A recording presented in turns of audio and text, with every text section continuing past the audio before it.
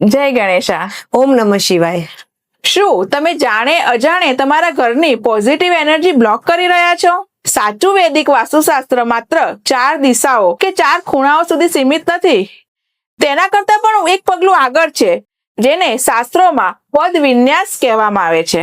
મત્સ્ય પુરાણમાં વર્ણન મળે છે કે ભગવાન શિવ અને અંધકાસુર રાક્ષસ વચ્ચેના ભયંકર યુદ્ધ દરમિયાન ભગવાન શિવના પરસેવામાંથી એક ટીપું પૃથ્વી પર પડ્યું. તેમાંથી એક વિશાળ અને અત્યંત ભૂખ્યો પુરુષ પ્રગટ થયો, જે સામે આવતી દરેક વસ્તુઓ ગળી જવા લાગ્યો. ત્યારે બધા દેવતાઓને ચિંતા થઈ અને બધા દેવતાઓએ મળીને તેને પૃથ્વી પર પછાડી દીધો અને તેના શરીરના જુદા જુદા ભાગો પર બેસી ગયા.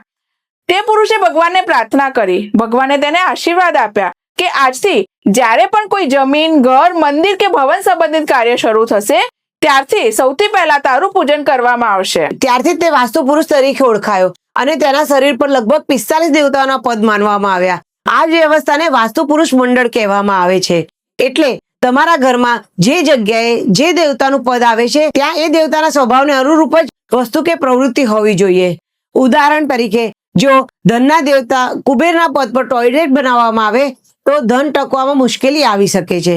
અને ઘરની બરાબર વચ્ચેનું બ્રહ્મસ્થાન, જ્યાં બ્રહ્માજીનું પદ માનવામાં આવે છે, ત્યાં ભારે વજન, થાંભલો કે ટોયલેટ રાખવાથી ઘરના સ્વાસ્થ્ય અને માનસિક શાંતિ પર પ્રતિકૂળ અસર પડી શકે છે. આથી સાચું વૈદિક વાસ્તુ માત્ર દિશા જોવાનું વિજ્ઞાન નથી, પરંતુ દેવતા પદ વિન્યાસે સમજીને ઘરની ઉર્જાને સંતુલિત રાખવાનું શાસ્ત્ર છે.